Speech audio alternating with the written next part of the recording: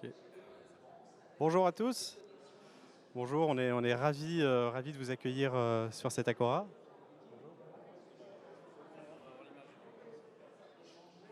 On est ravis de vous accueillir sur cette Agora. On a le plaisir d'accueillir Régis Charpentier, fondateur de WinWin, et François Sporer, le chef du service économique régional à l'ambassade de France, qui vont donc nous parler de la thématique du sport, plus spécifiquement des Agoras. Puisque WinWin a lancé son programme d'Agora il y a 3 ans à Abidjan, qui a bénéficié d'un FASEP et d'un prêt du Trésor pour se lancer et se consolider. Régis, je vous propose peut-être d'introduire sur le concept des Agoras. Merci Yves. Alors j'essayais aussi, si vous me donnez une seconde, de vous trouver des images. C'est toujours plus sympa avec des images. Donc donnez-moi 15 secondes, on a un petit décalage sur la technique.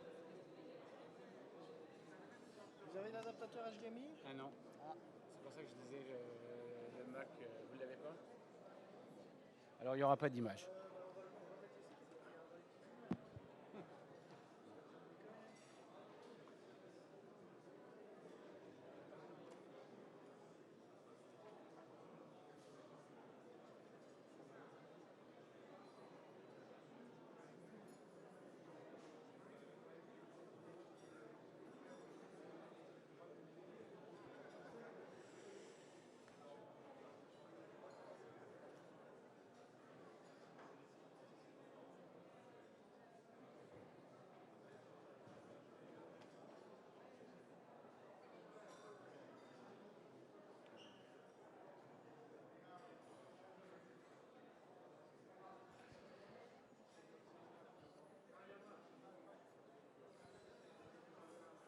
Donc voilà, je me présente, Régis Charpentier, donc président de la société WinWin Afrique, qui a été créée en 2016, fin 2016, notamment pour concevoir et développer ce programme qui s'est implanté en Côte d'Ivoire, qui s'appelle le programme Agora. Alors de quoi s'agit-il? Il s'agit de la construction, de la conception, de la construction et de l'exploitation de centres sportifs, sociaux et culturels, dont le premier site a été inauguré en décembre 2019 à Koumassi. La particularité de ce programme, c'est de construire des centres qui sont multifonctionnels, donc on développe la pratique sportive autour de tout type de sport, les sports de sport de main, les sports d'équipe, les sports de combat. On a construit autour de ces agoras un écosystème social qui accueille des ONG, des organisations de la société civile, des clubs qui développent des programmes sociaux dans ces agoras. Et puis la troisième particularité de ce programme, c'est son exploitation. Donc une fois qu'elles sont construites, ces agoras, elles nous sont déléguées en service public, puisque nous on travaille pour le gouvernement de Côte d'Ivoire, pour les exploiter de manière autonome. Donc en construisant un modèle économique qui repose sur du sponsoring, sur de la privatisation, sur des activités génératrices de revenus qui permettent à ces infrastructures de proximité de durer dans le temps, d'être entretenues. Voilà en deux mots la présentation du programme Agora. Après, moi, je serais ravi de revenir un petit peu avec vous sur comment est-ce qu'on en est arrivé là, puisque entre 2016 et puis 2021, il y a eu une série d'étapes pour grandir et se développer qu'on a pu parcourir avec nos partenaires. Donc les partenaires du programme sont évidemment au départ le gouvernement de Côte d'Ivoire qui nous a fait confiance, puisqu'il nous a délégué la gestion de ce programme dont l'objectif est le développement de la pratique sportive en Côte d'Ivoire. Ensuite, les autres partenaires qu'on a eus tout de suite, c'était ceux qui financent ce programme. Donc ça a été des outils dont François Sporer, le directeur du service économique d'Abidjan, vous parlera via des outils du Trésor qui s'appellent le FASEP. Et puis après, c'est tous les partenaires qui travaillent avec nous sur l'exploitation. Donc là, c'est les ONG et puis les partenaires économiques, les sponsors qui nous accompagnent dans cette aventure. Merci Régis. Alors, vous expliquer, il y a deux idées que je voudrais que vous reteniez de ce que je vais vous raconter. C'est que les financements de Bercy, les financements du Trésor, ne sont pas réservés aux grands groupes, comme on l'entend parfois. La preuve, on a une PME qui en a bénéficié. Et la deuxième idée, c'est qu'on ne finance pas que des routes, des hôpitaux, des avions ou des sous-marins. On peut financer aussi des progrès innovants, des projets innovants en matière sociétale. Alors comment ça s'est passé tout ça? Quand Régis est venu nous trouver il y a 4 ans à peu près maintenant, avec son projet, la vérité c'est qu'au début on n'a rien compris. Son projet, on ne savait pas de quoi il s'agissait, tellement c'était disruptif, tellement c'était quelque chose de tout à fait neuf.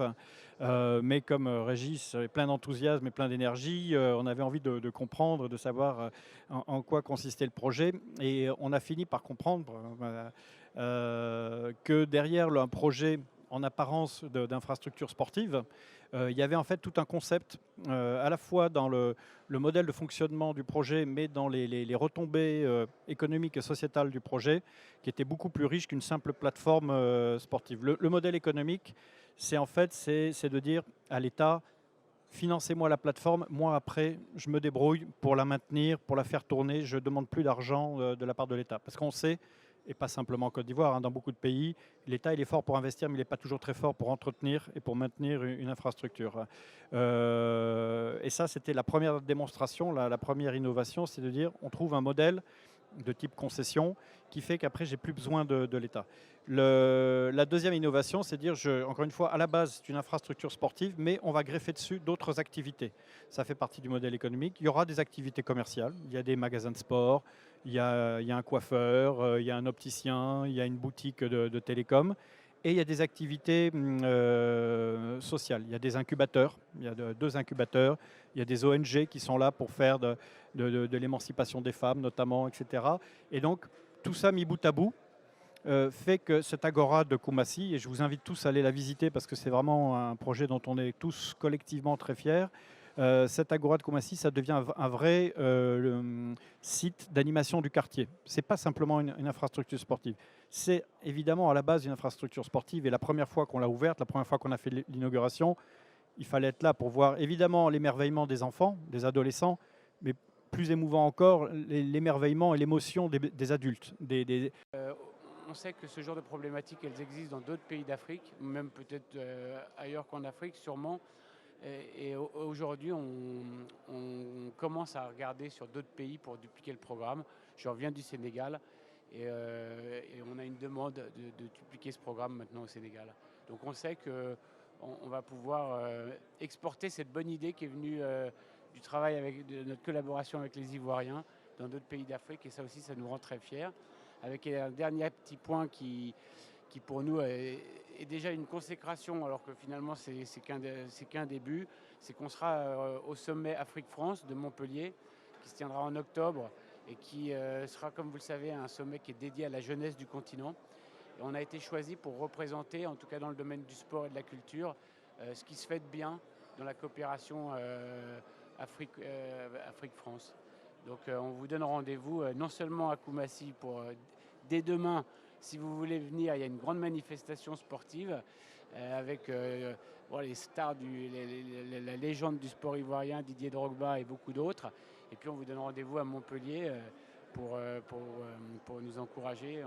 On sera très content aussi d'ici là de répondre à vos questions si vous en avez. Je vais juste rajouter quelque chose pour vraiment montrer comment, quand tu dis que les gens se sont appropriés l'Agora, vous vous souvenez qu'en octobre, en Côte d'Ivoire, on était tous un peu tendus parce qu'il y avait les élections présidentielles qui allaient arriver et on ne savait pas très bien comment ça allait se passer. Les associations de jeunes de Koumassi se sont donné rendez-vous à l'Agora, les jeunes du FPI, les jeunes du RHDP, les jeunes du PDCI, ils ont dit bon, on ne sait pas comment ça va évoluer, peut-être on va se chicoter, mais l'Agora, on n'y touche pas. Ça ne doit pas être un endroit qui va souffrir de nos chamailleries. Et donc vraiment, c'était une décision collective de dire l'Agora, c'est à Koumassi, on n'y touche pas.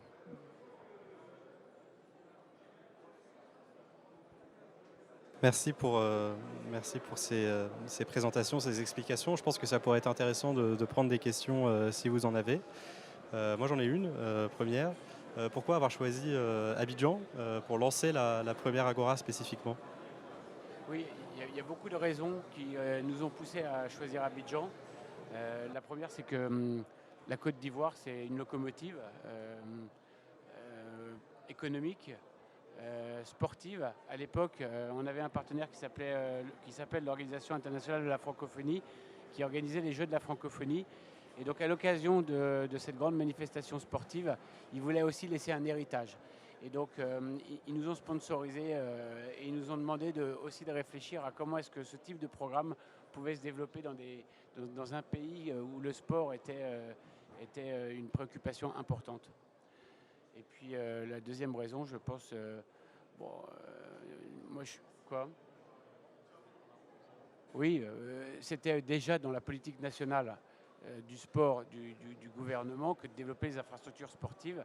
Il y avait dans cette politique nationale une ligne sur le développement d'infrastructures de proximité. Donc voilà, on arrivait dans un... C'était possible de le faire. D'accord. Est-ce que vous auriez, l'un d'entre vous, des questions éventuellement ? N'hésitez pas.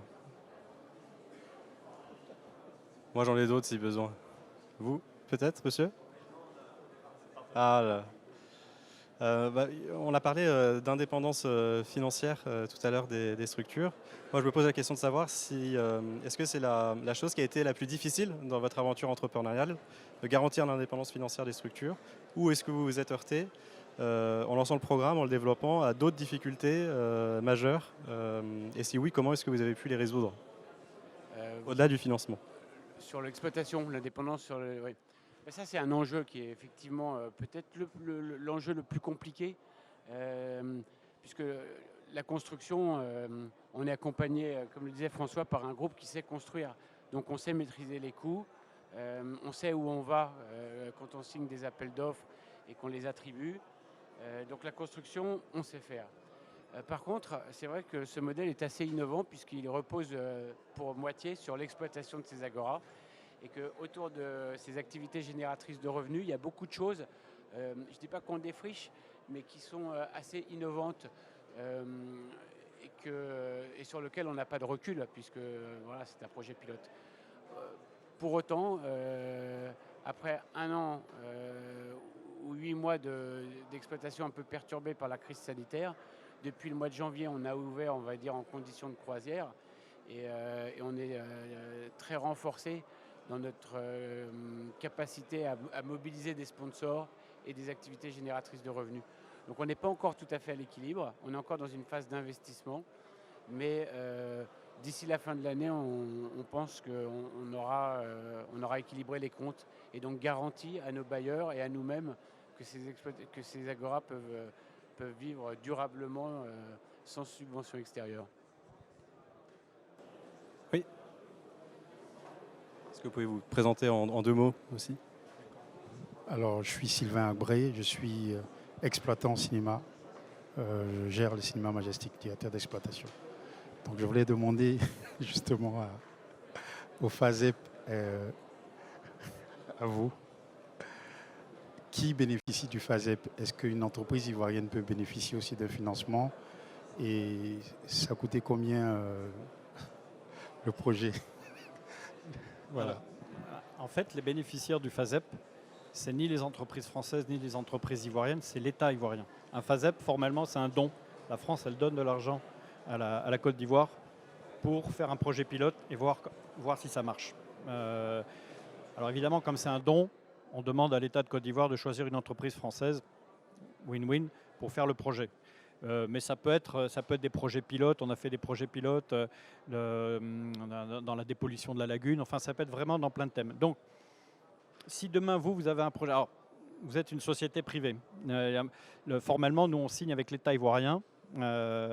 Il faudrait un projet, je ne sais pas, par exemple, je réfléchis à haute voix, peut-être que je dis des bêtises, l'État ivoirien qui dit, bon, ben moi je veux rouvrir les cinémas en province, il n'y a plus de cinéma en province, on m'a dit, donc j'ai besoin peut-être de réaménager une nouvelle salle, voir comment ça peut marcher, on fait venir une entreprise française qui fait des équipements. Un FASEP, ça ne dépasse pas 1 million d'euros. Avec 1 million d'euros, on peut faire déjà des choses. Hein.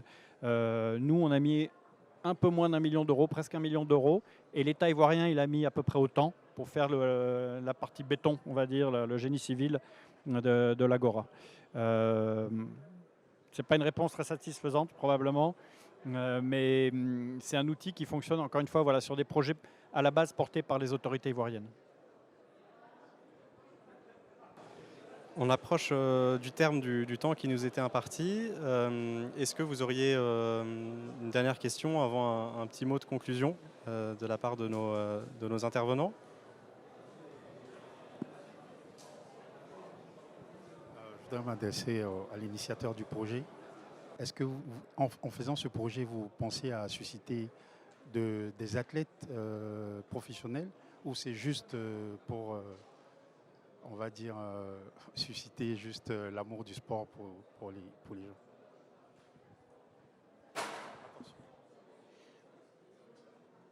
Oui, c'est une bonne question puisqu'on nous la pose souvent. Au départ, le programme, il est clairement fait pour le développement de la pratique sportive. Donc, les objectifs que nous, on signe avec notre bénéficiaire qui est l'État de Côte d'Ivoire, le ministère des Sports, c'est de développer la pratique sportive pour tout le monde. Donc nos agoras, elles sont ouvertes évidemment aux clubs, mais surtout au grand public, à n'importe qui veut faire du sport.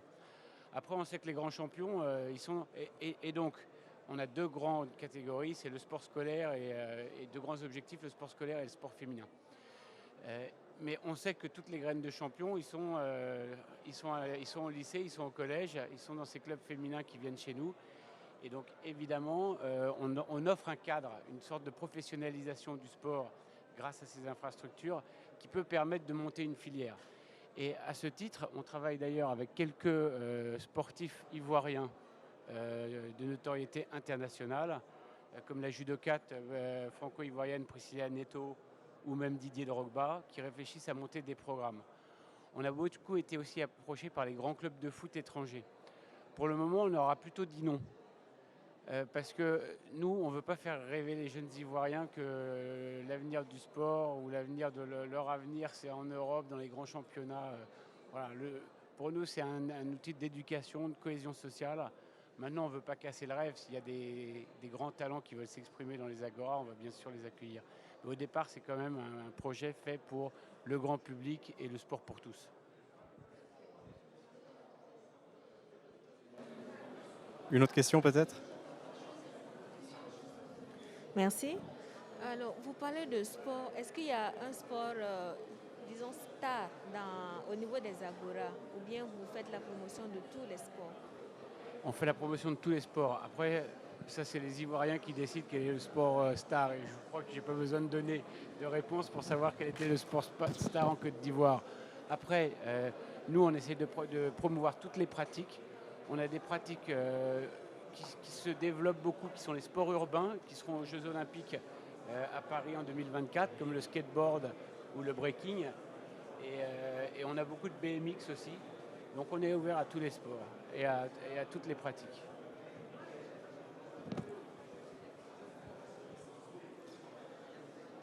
Pas d'autres questions? Oui, j'ai juste un petit... pour monsieur qui fait du cinéma, on fait du sport, mais on fait aussi de la culture.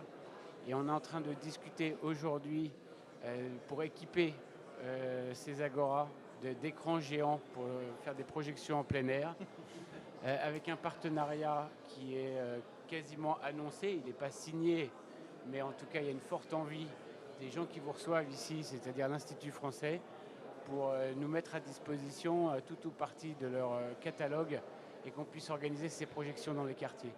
Et donc on a besoin, et c'est un appel tout à fait officiel, de gens qui connaissent ce métier-là pour éventuellement nous accompagner pour ouvrir cette brique en plus.